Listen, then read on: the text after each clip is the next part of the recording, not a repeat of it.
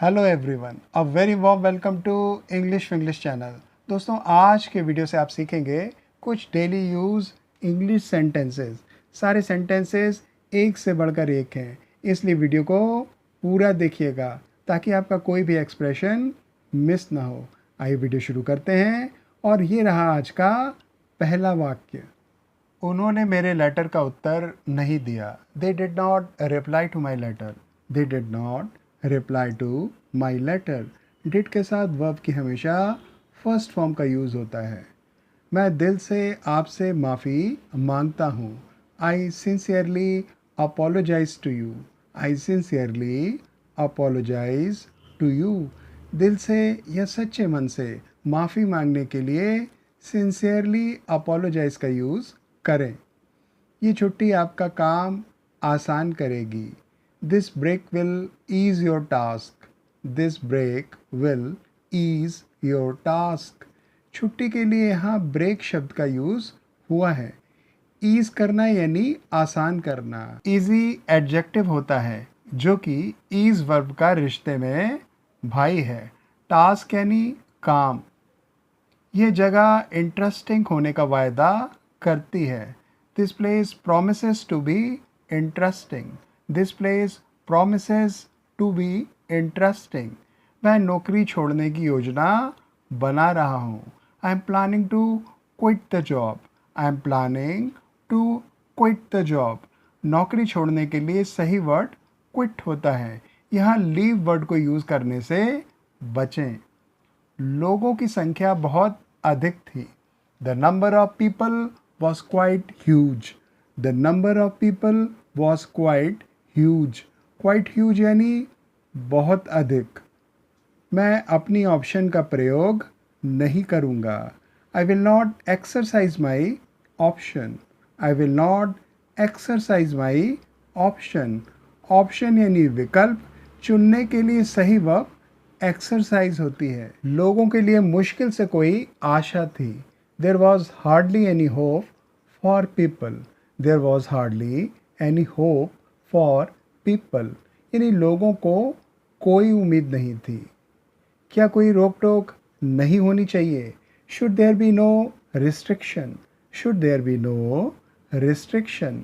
Restriction यानी रोक टोक, यानी ऐसा करो वैसा मत करो आदि। मैं ईमानदारी से आपकी भलाई की दुआ करता हूँ। I sincerely pray for your welfare. I sincerely pray for your welfare. Pray करना यानी दुआ करना। वेलफेयर यानी भलाई या राज़ी खुशी। मैंने आज खूब एक्सरसाइज की है। I have exercised a lot today. I have exercised a lot today. Exercise noun भी है और वर्ब भी। जब तक आप बात नहीं करते हो मैं सल्यूशन नहीं निकाल सकता हूँ। Unless you discuss I can't find a solution. Unless you discuss I can't find a solution. Unless यानी जब तक कि नहीं। अनलेस के बाद अलग से नेगेटिव यानी नॉट का यूज़ ना करें। वह स्टेज पर जाने से घबरा रहा था। He was nervous to take the stage. He was nervous to take the stage. To take the stage का अर्थ होता है परफॉर्म करने के लिए स्टेज या मंच पर जाना। उनकी अटैक में जान नहीं गई है। They have survived the attack. They have survived the attack. To survive the attack का अर्थ होता है अटैक होने पर जान न गंवाना। स्थिति बिल्कुल उल्टी है। The situation is just the reverse. The situation is just the reverse. Just the reverse यानी बिल्कुल उल्टी, यानी जैसा सोचा हो वैसा कुछ ना होना।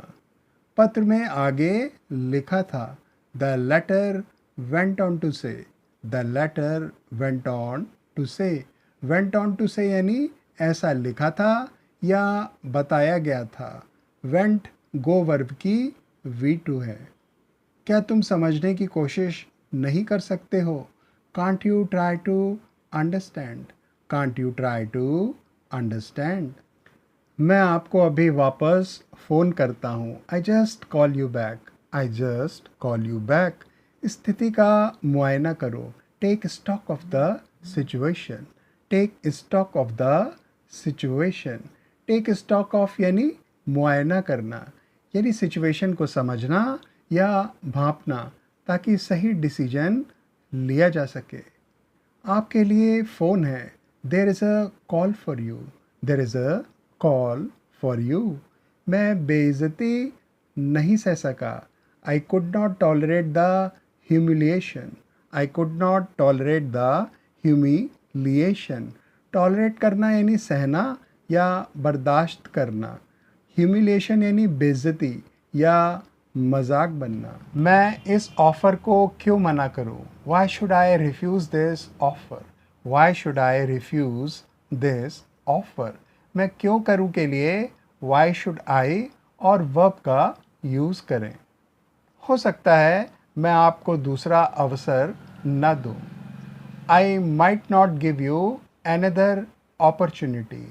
I might not give you another opportunity. या फिर it may be possible that I may not give you another opportunity. It may be possible that I may not give you another opportunity.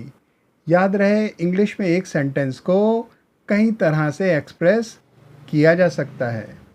कल कौन नहीं आया? Who did not come yesterday? Who did not come yesterday?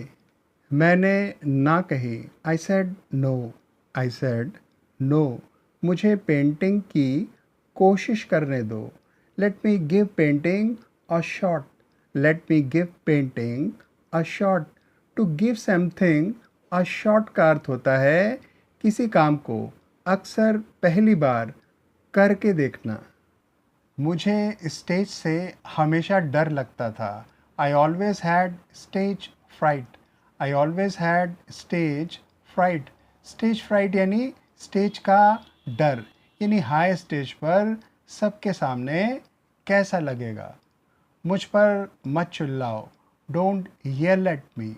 Don't yell at me. Yell यानी चिल्लाना। आपसी आकर्षण से शुरुआती प्यार हो सकता है। Mutual attraction may lead to budding romance. Mutual attraction may lead to budding romance. Mutual यानी आपसी, अट्रैक्शन यानी आकर्षण या खिंचाव, बडिंग रोमांस यानी शुरुआती प्यार। लोग आम तौर से किसी की सफलता से जलते हैं। People are generally jealous of someone's success. People are generally jealous of someone's success. Generally यानी आम तौर से, जेलस होना यानी जलना। इसके बाद प्रपोजिशन ऑफ का यूज़ करें।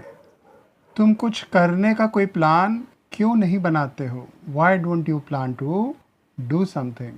Why don't you plan to do something? आप यहाँ मेक प्लान का यूज़ कर सकते हैं या फिर प्लान को वर्ब की तरह भी यूज़ कर सकते हैं। गड़े मुर्दे मत उखाड़ो। Don't rake up old issues. Don't rake up old issues. To rake up old issues का अर्थ होता है गड़े मुर्दे उखाड़ना, यानी डेड इश्यूज़ को दोबारा छेड़ना, टेंशन क्रिएट करने के लिए। मैं इसे स्वीकार करने की आपसे विनम्रता से विनती करता हूँ। I humbly request you to accept it. I humbly request you to accept it. Humbly यानी विनम्रता से या अदब से, रिक्वेस्ट करना यानी विनती करना, एक्सेप्ट करना यानी स्वीकार करना, यानी किसी चीज़ को या गिफ्ट को ले लेना। मैं अमीर हो गया होता। I would have become rich. I would have become rich. Would have का यूज़ किया होता या हुआ होता के लिए किया जाता है। हमेशा पक्का करो सारी लाइट्स बंद हों जब ज़रूरत ना हो। Always make sure all lights are off when not required. Always make sure all lights are off when not required. When not required यानी जब ज़रूरत ना हो। आप उन चीज़ों का हाल चाल लो जिनसे आप पिछड़ रहे हो। Catch up on things you are lagging behind. Catch up on things you are lagging behind.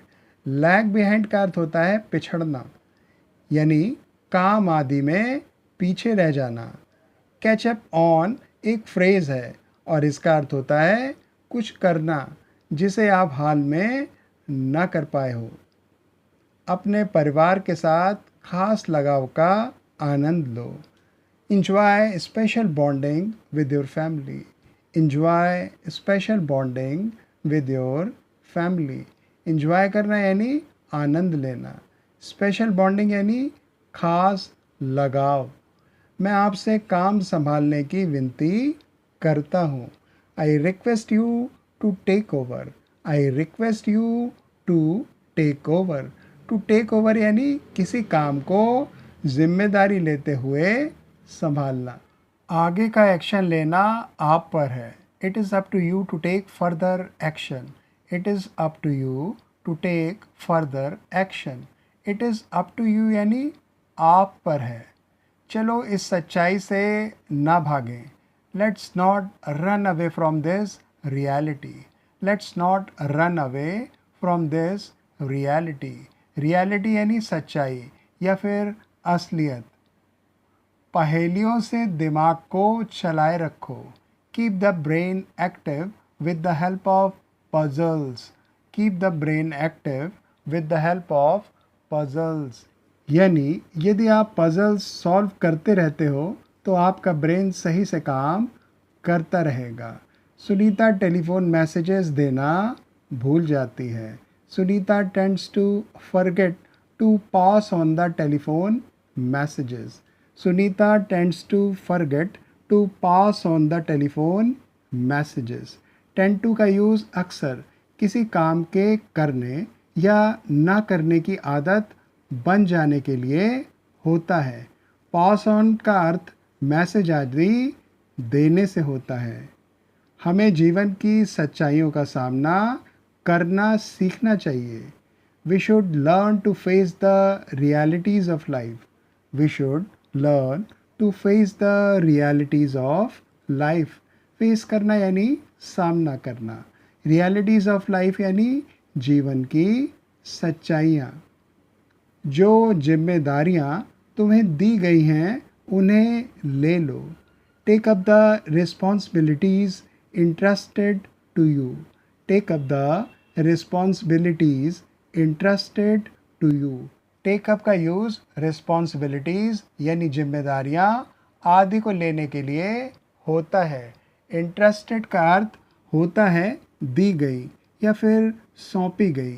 यहाँ रिस्पॉन्सिबिलिटीज़ दी गई हैं। That's all for this video. I sincerely hope that all the sentences of this video were of a great help to you all. यदि आप ऐसे ही videos और देखना चाहते हैं तो कृपया कमेंट करके अपनी राय बताएं। आपके कमेंट्स का हमेशा इस चैनल को इंतज़ार रहेगा। It's time to take leave of you. Until the next video is uploaded, take care. Bye friends.